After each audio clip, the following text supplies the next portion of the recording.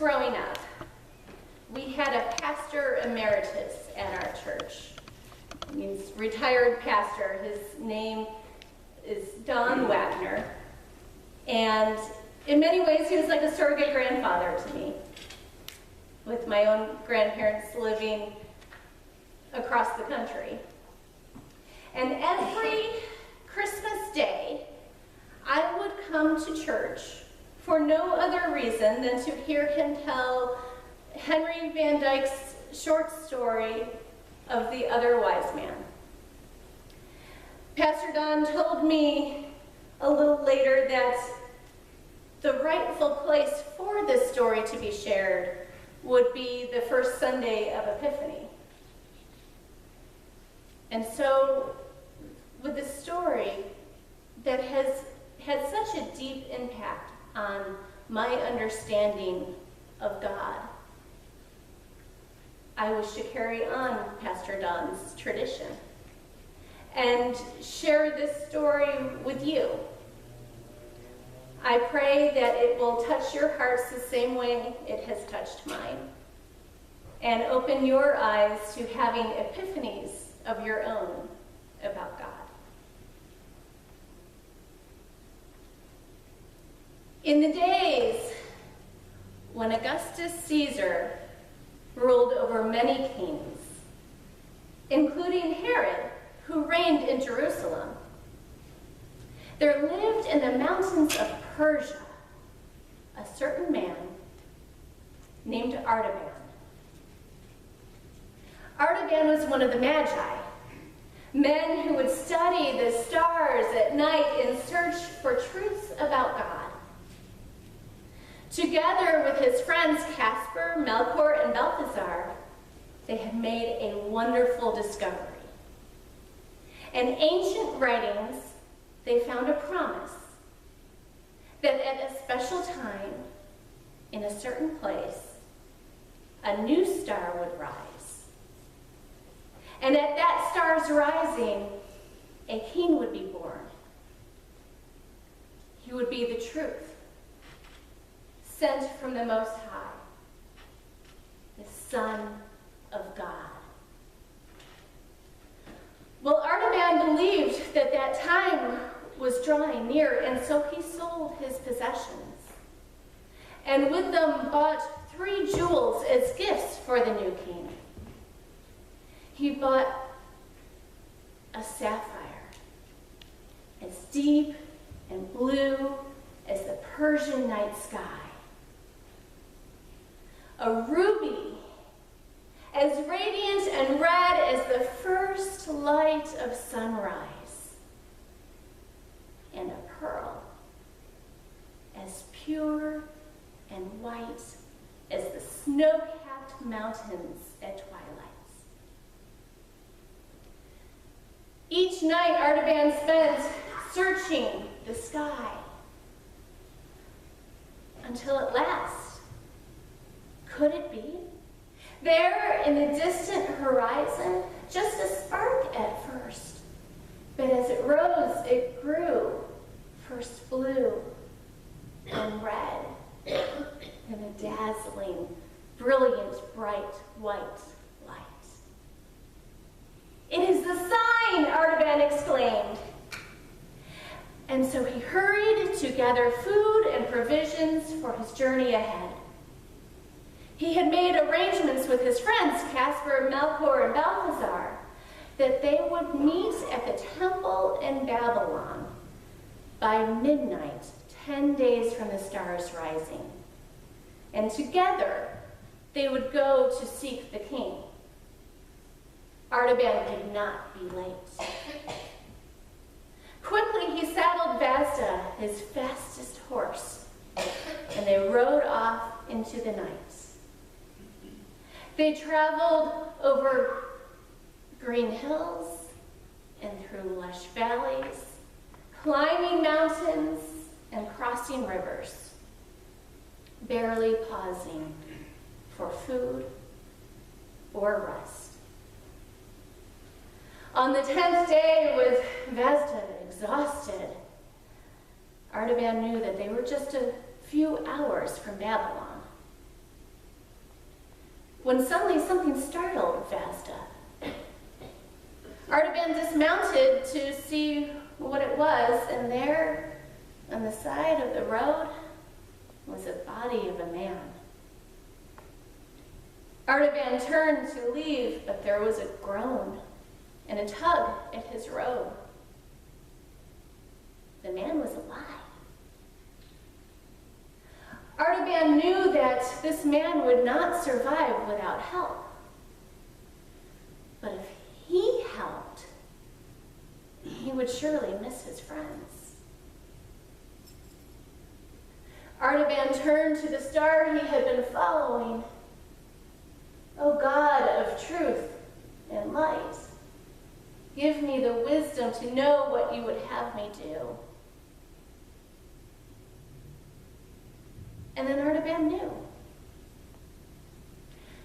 Hour after hour, he nursed the man back to health, giving him sips of water and medicine he made from herbs that he had carried with him.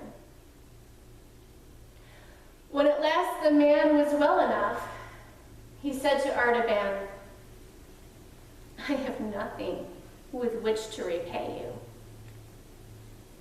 but I can offer you this.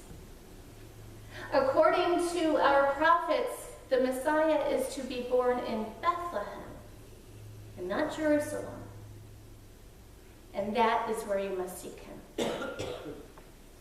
And with a Hebrew man's blessing, Artaban rode off, reaching the temple in Babylon at the first light of dawn. His friends were long gone. But underneath a brick at the foot of the temple steps, Artaban found a note. Dear Artaban, we have waited until well past midnight, and we can delay no longer. We go to seek the king. Come and follow us across the desert. Well, Artaban knew that without others, Vasda was too tired to make that trip alone. And so reluctantly, he pulled out the sapphire. He sold it. And he bought a camel and more provisions for the journey ahead. Day after day, week after week, month after month, Artaban traveled through the desert, always following the star, always hoping to catch up to his friends, always praying to find his king. When at last Artaban reached Bethlehem, he searched the town. And there, in a small stone cottage, he spotted a young woman cradling her baby. Could it be? No, this was not the child. But the woman fed him and talked with him. Yes, there had been some strangers here from far-off lands, and they brought with them very odd gifts for Mary and Joseph's child. But just as quickly as they came, they left. And then Joseph and his family left during the night also. No one knows why, but rumor has it they went to Egypt. Then all at once there was an uproar in the streets. They were shouting and screaming, swords were clashing, women were crying out, the soldiers, Herod's soldiers, they're killing our children. Artaban wasted no time. He motioned for the woman and her child to hide in the corner, and he went and stood, filling the doorway. He reached into his pocket and pulled out the ruby. When the captain of the guard approached, Artaban said simply, "I am alone here, and I have this jewel for whoever will leave me in peace." Well, the man greedily snatched up the ruby and motioned for the other soldiers to move on. Once more, Artaban turned to the night sky. "Oh, God of truth, forgive me for saying that which was not true in order to save the life of this child. And for once again giving to another what was meant only for you. Will I ever be worthy to see the King?"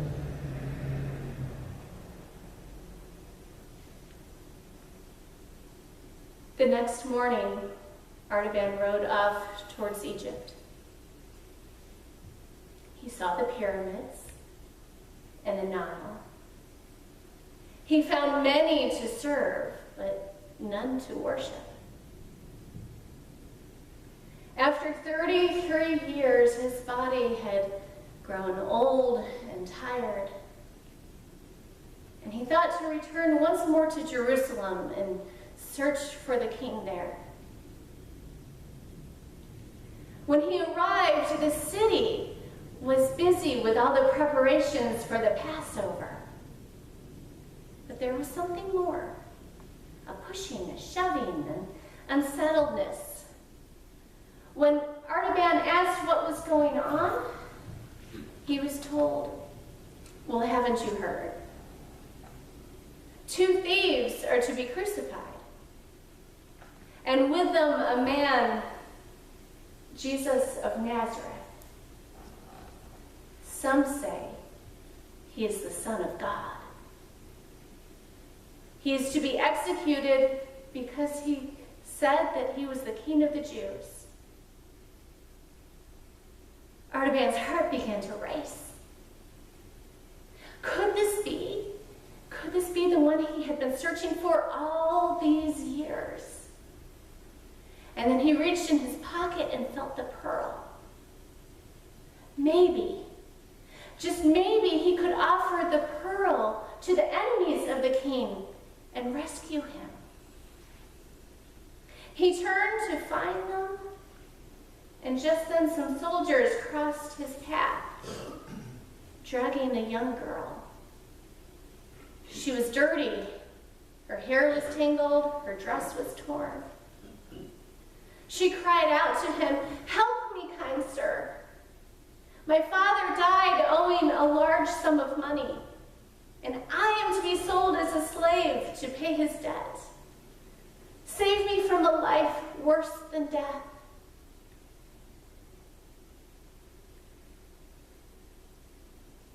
Twice before, Artaban had missed finding his king because he had stopped to help another in need. But helping this girl, wouldn't that be an act of true love? And isn't that what this God is all about? Artaban pressed the pearl into the hand of the girl. "Your ransom is paid, my child." And all at once, the sky went black. Thunder rolled in the streets, and the soldiers ran off. Buildings began to sway back and forth, and a piece of tile from a roof fell and struck Artaban in the temple. He fell to the ground bleeding.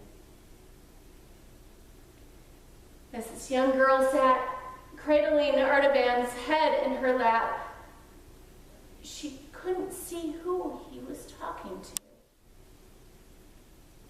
But that she could hear him in his Persian language saying, "When, Lord? When did I see you hungry and feed you? When did I see you thirsty and give you drink? When did I see you a stranger and welcome you? Or sick or in prison and visit you?